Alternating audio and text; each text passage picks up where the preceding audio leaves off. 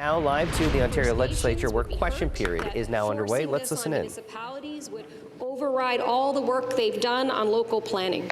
Speaker, to the Premier, why did the government push ahead with these drastic changes despite these very serious warnings from their own staff? The Minister of Municipal Affairs and Housing. Thank you very much, Mr. Speaker. Of course, we're working constantly with our municipal partners. We've made it very clear to all of our municipal partners that we intend to build 1.5 million homes across the province of Ontario. We haven't made that a secret. It is something that has driven us since 2018. At the same time, we are seeing thousands of people coming to the province of Ontario from other parts of Canada to participate in what is the economic growth and prosperity here in the province of Ontario. At the same time, over the next decade, millions of people will come from all over the world, and because of that, Mr. Speaker, not only because of people coming from other parts of Canada, not only because of the immigration that is coming to this country, but because we want fundamentally to get people out of their parents' basements and into homes, whether it's apartments, whether it's a home of their own. Mr. Speaker, we are going to continue to focus on building homes for the people of the province of Ontario, despite the opposition.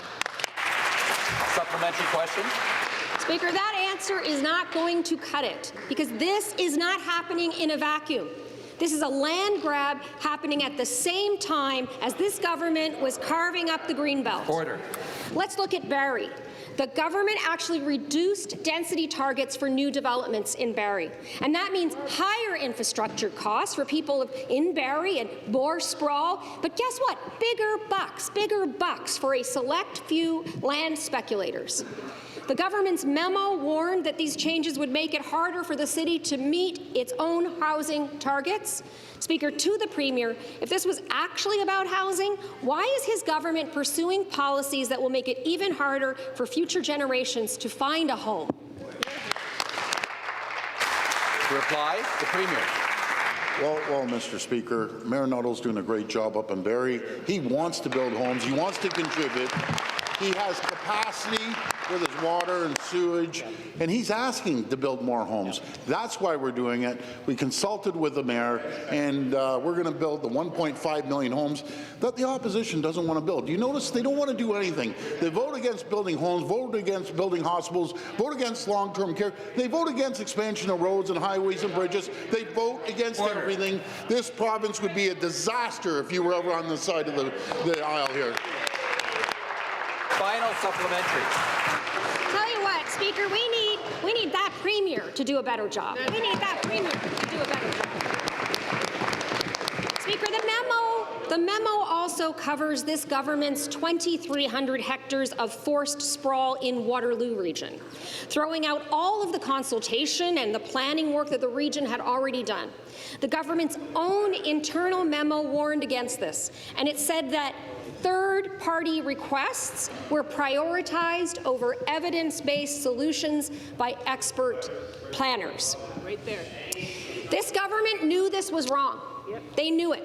So, Speaker, back to the Premier. Why did his government proceed with this plan for forced boundary changes, and who made these third-party requests? Members will please take their seats. To respond, Minister of Municipal Affairs and Housing. Mr. Speaker, what's exciting about that question isn't that the fact that the NDP don't want to build homes. What's exciting about that question is it underlines the economic success that we are seeing in the Kitchener-Waterloo area, right? In southwestern Ontario, we're seeing that despite the opposition of the NDP and the Liberals. The Liberal leader, the interim Liberal leader, just called building houses a virus. He called it a virus, and that underpins 15 years of Liberal government rule in the province of Ontario. It is not a virus to have people have a home ownership that generations of Ontarians have wanted, Mr. Speaker. It is not a virus where Ottawa South come to order. 700,000 people have the dignity of a job that didn't when he and the NDP were in power in the province of Ontario, Mr. Speaker. We're growing. We're a province that is growing, our communities are growing, and they want to participate with us. They want to build homes, they want to meet those targets, and many of our communities want to exceed the targets. Order. The next question, once again, the Leader of the Opposition. Speaker, back to the Premier. There's a reason that we need to pay close attention to the amendments to official plans. It was amendments to York's official plan where the government quietly signaled plans to open up 2 more protected greenbelt sites to speculators.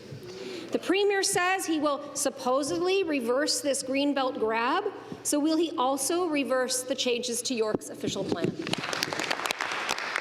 Minister of Municipal Affairs and Housing. No, Mr. Speaker, because the lands she referenced were never actually removed from the Greenbelt, Mr. Speaker. She forgot to mention that. But what we will continue to do is across the province of Ontario, where we are making billions of dollars investments in transit and transportation, where we're building brand new GO train stations, we will intensify and ensure that we build homes around those infrastructure investments, Mr. Speaker. And it again underlines what's happening in York Region. We have people who need employers in York Region. When you come to downtown Stouffville, help wanted signs are in the windows because the economy is booming. Our agricultural sector is booming. Our high-tech sector in Markham is booming. It kills the opposition because for 15 years they worked with the Liberals to bring the province to its knees. I'm excited because you know what? The Ontario that we have today is booming. It's moving in the right direction. It's because of this Premier and this caucus, and we won't stop. Stop the clock.